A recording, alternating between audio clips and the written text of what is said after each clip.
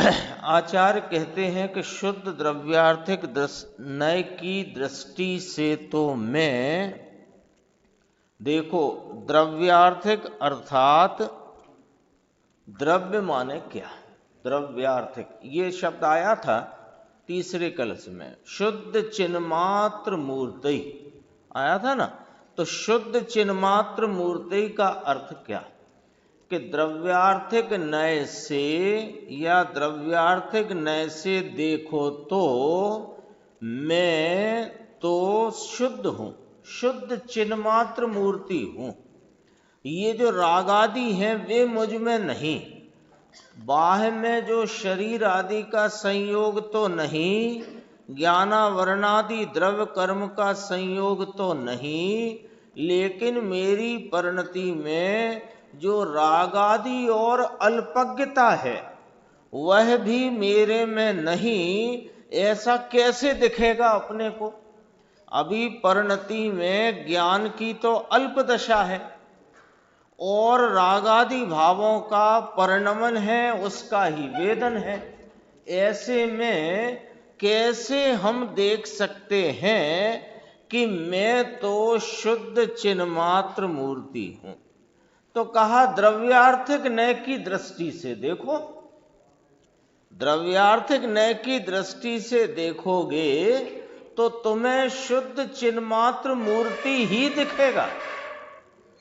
तो कहा कि द्रव्यार्थिक नय माने क्या कि द्रव्य ही है प्रयोजन जिसका, द्रव्य आर्थिक अर्थ है ना, द्रव्य अर्थ और एक उसमें वो लगा हुआ है क्रिया। तो द्रव्य नाम द्रव्य क्या कि जिसके प्रयोजन से देखने पर वह शुद्ध चिन्मात्र मूर्ति दिखता है। तो कहा ये समझना, ये समझो समय सार में अपन प्रवेश कर रहे हैं। पहली गाथा आज चली ना, तो अभी अपन प्रवेश करेंगे समय सार में। तो उसमें पहले ये समझते चलना है अपने को। समझ लो कि ये अपने को जैसे डायरी है ना अपनी, तो डायरी में लिखो कि यहां लिखो, एक ही बात है। तो यहां पहले लिख लो द्रव्य क्या है ना, वो वाली बात है। देखो द्रव्य माने क्या कि सामान्य, द्रव्य माने क्या कि सामान्य। सामान्य यानी क्या कि ये जो मैं चेतन वस्तु आत्मा, ये त्रिकाल सामान्य विशेष रूप है। तो उसमें जो त्रिकाल सामान्य है उसे द्रव्य कहा, द्रव्यार्थिक नय से उसको शुद्ध चिन्मात्र मूर्ति कहा। देखो त्रिकाल सामान्य, नहीं तो द्रव्य तो सामान्य और विशेष दो हो करके द्रव्य कहा जाता है। कल अपन ने इशारा किया था इस बात पर कि द्रव्य शब्द एक, उसके वाच्य माने उस शब्द से कहे जाने वाले भाव दो हैं, एक सामान्य विशेष स्वरूप द्रव्य और एक विशेष रहित त्रिकाल सामान्य द्रव्य। तो अनेक द्रव्यों के साथ जब जीव की बात करें तो सामान्य विशेष माने द्रव्य पर्याय स्वरूप द्रव्य समझना द्रव्य शब्द से।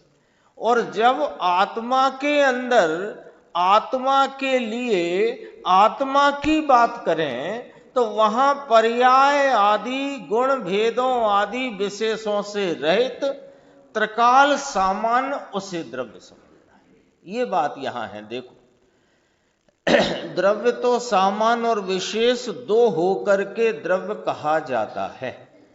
प्रमाण का विषय कहते हैं इसको, प्रमाण का द्रव्य कहते हैं इसको। प्रत्येक द्रव्य, जगत का प्रत्येक चेतन द्रव्य, जगत का प्रत्येक अचेतन द्रव्य, उत्पात व्यय पर्याय और ध्रुव नाम उसकी सामान्य रूपता, सदरसता, एक रूपता, कायमपना, टिकता भाव। तो उत्पाद व पर्याय और ध्रुव दो होकर के प्रमाण, ये समझना है। क्यों कि अभी अंदर बहुत सारी बातें शुद्ध नय की आएंगी, है ना। तो शुद्ध नय की छठी गाथा में पर्यायों के भेद हटाए, सातवीं में गुण भेद को हटाया, फिर कहा कि गुण भेद आदि व्यवहार है, तो व्यवहार क्या है ये कहा, फिर व्यवहार अभूतार्थ है और शुद्ध नय भूतार्थ है, तो शुद्ध नय क्या है ये सब आएगा ना।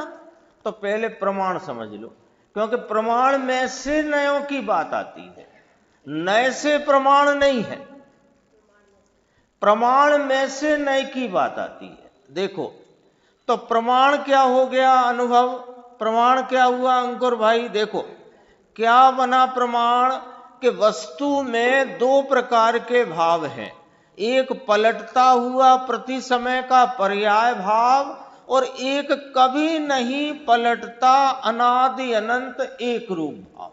दो भाव है, तो दोनों भावों को एक साथ जाने तो प्रमाण। दोनों भाव, द्रव्य भाव पर्याय भाव, कायम भाव पलटता भाव, ये दोनों भाव को एक साथ जानना, एक साथ देखना, एक साथ कहना, ये प्रमाण। अब ये जो पलटता भाव और कायम रहता भाव, पर्याय भाव और द्रव्य भाव, इसमें कौन है जो दृष्टि का विषय है और कौन है जिस पर से दृष्टि हटाना है। ये बस इतना ही है जिन शासन का मामला, इससे ज्यादा कुछ नहीं है। इतना ही पूरे जैन शासन में इतनी सी बात है कि द्रव्य पर्याय स्वरूप द्रव्य, पलटते और नहीं पलटते भाव में कौन से भाव को उपादेय या आश्रय लेना और कौन से भाव का आश्रय छोड़ना, इतनी सी बात है। और उपादेय भाव का आश्रय लेते ही परिणति में पवित्रता का जन्म होता है और वही पवित्रता पूर्ण होकर के सिद्ध अवस्था की प्राप्ति होती है, जो ध्रुव अचल और अनुपम गति है। अभी आई थी गाथा, देखो ये 4-5 पंक्ति में बड़ा गजब किया गुरुदेव ने। देखो ये कहो तो एक तरह से सूत्र दे दिया कि समय सार सुनना है ना भैया, तो ये 5 पंक्ति चित्त में ठीक से बैठा लो। क्या बात कही, उत्पाद व पर्याय और ध्रुव दो होकर के प्रमाण, तो इसको द्रव्य कहा, पर्याय और ध्रुव, उत्पाद व ध्रुव, पर्याय और द्रव्य ध्रुव, दोनों को मिलाकर द्रव्य कहना, जानना और समझना, ये प्रमाण का विषय है ना। और इस प्रमाण के विषय में से जो गुण भेदों के भेद और पलटते हुए पर्याय भेद को बाद कर दो, माइनस कर दो, उसको गौण कर दो, तो क्या रह गया कि त्रिकाल अनादि अनंत एक रूप सामान्य सदरस चैतन्य ध्रुव पदार्थ।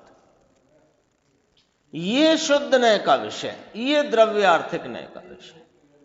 यहां समय सार में अधिकांशतया द्रव्य इसी को कहा, ऐसा नहीं कि पर्याय की बात नहीं करी, अधिकांशतया इसी को द्रव्य कहा। देखो द्रव्यार्थिक का जो द्रव्य है, अंतिम पंक्ति ये जो प्रश्न के ऊपर, द्रव्यार्थिक जो है यानी द्रव्यार्थिक नय का द्रव्य जो है वो सामान्य ध्रुव ध्रुव ध्रुव उत्पाद व बिना का। लो बस फार्मूला फिट, ये फार्मूला रख लो।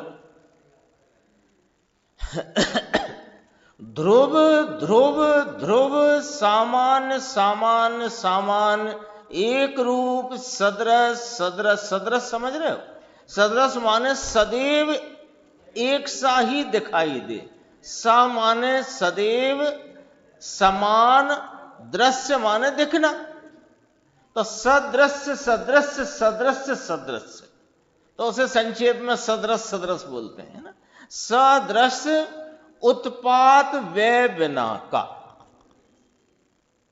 उत्पाद व्यय बिना का जो द्रव्य है वो कौन है कि वो तीसरे कलश में आचार्य परमात्मा अमृत चंद्र देव फरमाते हैं शुद्ध चिन्मात्र मूर्ति। और पूरा समय सार इसी के गीत गाएगा, शुद्ध चिन्मात्र मूर्ति। देखो, हाँ, यही से बात, यानी जिस शैली में जिस भाव को जिस प्रकार जिस प्रयोजन के लिए कहना है वो सारी बात यहां आ गई।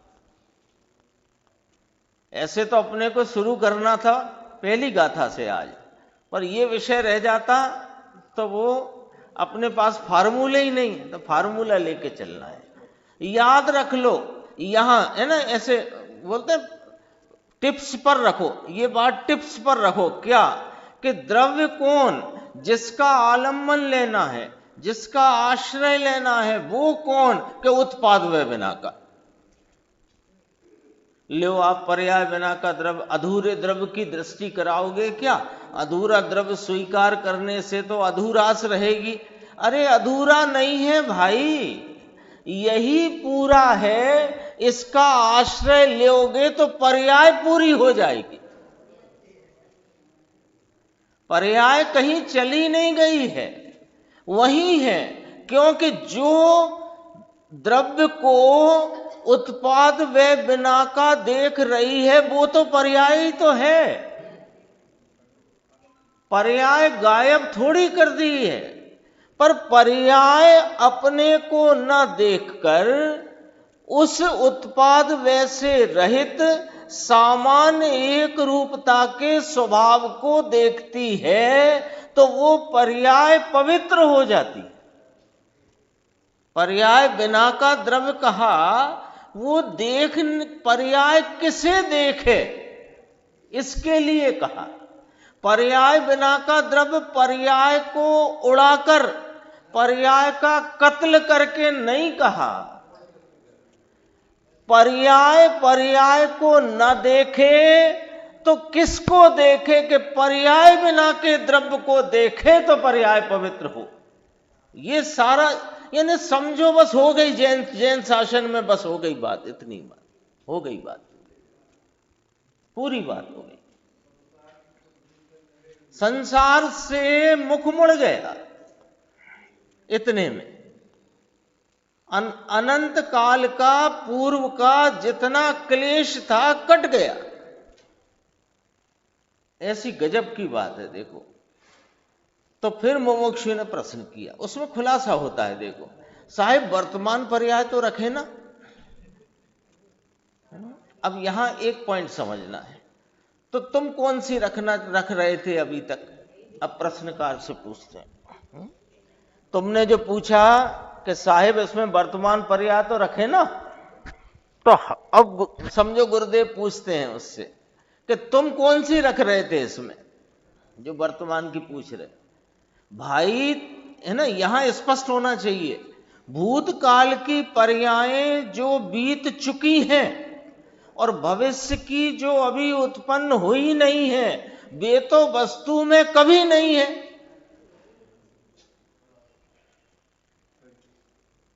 तो साहब कहते हैं ना, तीन काल की पर्यायों को पी के बैठा है, कि वो तो तीन काल में परिणमन की योग्यताओं को लेके बैठा है, उसे मोटी भाषा में कह देते हैं कि तीन काल की पर्यायों को पी के बैठा। पर्याय होती ही नहीं, पर्याय का लक्षण है, पर्याय का लक्षण है। कल आया था प्रवचन में, एक पर्याय दूसरी पर्याय में नहीं हो सकती। प्रवचन सार में कहा, परस्पर अप्रवर्त ऐसे अन्वय के जो व्यतिरेक वे पर्याय हैं। गाथा नंबर 80। परस्पर अप्रवर्त, एक दूसरे में प्रवर्तन नहीं होता उनका, एक पर्याय दूसरी पर्याय में नहीं होती। तो भूतकाल की जितनी बीत गई सो बीत गई, वे अभी नहीं है वस्तु में। आगे जो उत्पन्न होंगी वे अभी उत्पन्न ही नहीं हुई, वो भी नहीं है। तो ये जो प्रमाण का विषय लिया वो वर्तमान पर्याय को ही लेके लिया है। यानी सामान्य सदृश वस्तु और वर्तमान पर्याय, ये दोनों को एक साथ जानना, कहना, समझना, ये प्रमाण है। तो कहा साहब वर्तमान पर्याय, तो गुरुदेव ने कहा वर्तमान पर्याय नहीं, समझाणु काई का अर्थ समझे? समझाणु है ना, गुरुदेव के दो आते हैं, एक समझाणु काई, एक समझाए छे, दोनों में फर्क है। समझाए छे सामान्य बोलते हैं, समझाणु काई का अर्थ है कि जिस प्रकार हम कह रहे हैं उस प्रकार समझ में आया क्या, यह है समझाणु काई। देखो फिर मुमुक्षु ने पूछा, साहिब वर्तमान पर्याय ले तो क्या तकलीफ? बोला नहीं है पर उसका भाव, वर्तमान पर्याय ली जाए तो क्या तकलीफ है? कि नहीं, वर्तमान पर्याय गौण कर दी है। देखो ये क्या गजब है गुरुदेव की, है ना। वर्तमान पर्याय नहीं लेना तो क्या करना उसका, उसको माने ही नहीं। अरे है गौण करी नाखी। लोग ऐसे कहते हैं, कई लोग, नाम लेने की जरूरत नहीं है। गुरुदेव ने पर्याय उड़ा दी। अरे पर्याय गुरुदेव क्या उड़ाएंगे और कैसे उड़ेगी? पर्याय बिना का द्रव्य किस क्षण हो सकता है? आज आया था कि सिद्धों को भी पर्याय लगी है, ऐसी सिद्ध दशा क्या काम की? किसी ने कहा, दाढ़ी वाला है, हम नाम नहीं लेते हैं। देखो वर्तमान पर्याय रूप से वर्तमान में है, वही पर्याय तो अपने को गौण करके उस सामान्य ध्रुव सदृश भाव को मुख्य करती है। व्यवहार नय का विषय गौण कर दिया, अकेला शुद्ध को मुख्य किया। शुद्ध चैतन्य मूर्ति सामान्य अर्थात एक रूप, ऐसा सामान्य अपना एक रूप द्रव्य का, द्रव्य यानी वस्तु ये सामान्य। शुद्ध द्रव्य अर्थात सामान्य आर्थिक माने इसके प्रयोजन वाली नय। शुद्ध द्रव्यार्थिक नय की दृष्टि से शुद्ध सामान्य त्रिकाल चैतन्य ध्रुव, इसको देखने की दृष्टि से तो मैं शुद्ध चैतन्य मात्र मूर्ति हूं। लो अगली गाथा में श्रोताओं को में भी सिद्धों की स्थापना करेंगे आचार्य कुंद भगवान। यहां अमृत चंद्र आचार्य ने वो झंडा पकड़ा दिया। श्रोताओं में सिद्धों की स्थापना करेंगे ना आचार्य कुंद देव, तो वो जो सिद्धों की स्थापना के पहले है ना, जैसे इंद्र विधि, इंद्र प्रतिष्ठा होती है ना पंच कल्याणक आदि में, तो पहले प्रतिष्ठा के पहले वो बांधकर कलावा और झंडा पकड़ा दिया। तो यहां झंडा पकड़ा दिया, शुद्ध चैतन्य मात्र मूर्ति हूं। यहां इस कक्षा में आके बैठो, ऐसे बनकर बैठो कि मैं शुद्ध चैतन्य मात्र मूर्ति हूं, ये बनकर बैठो। तो अभी रुको, हमारे कुंद आचार्य अभी आपके हृदय में सिद्धों की स्थापना करते। ऐसे यहां कलश 3 में चर्चा की।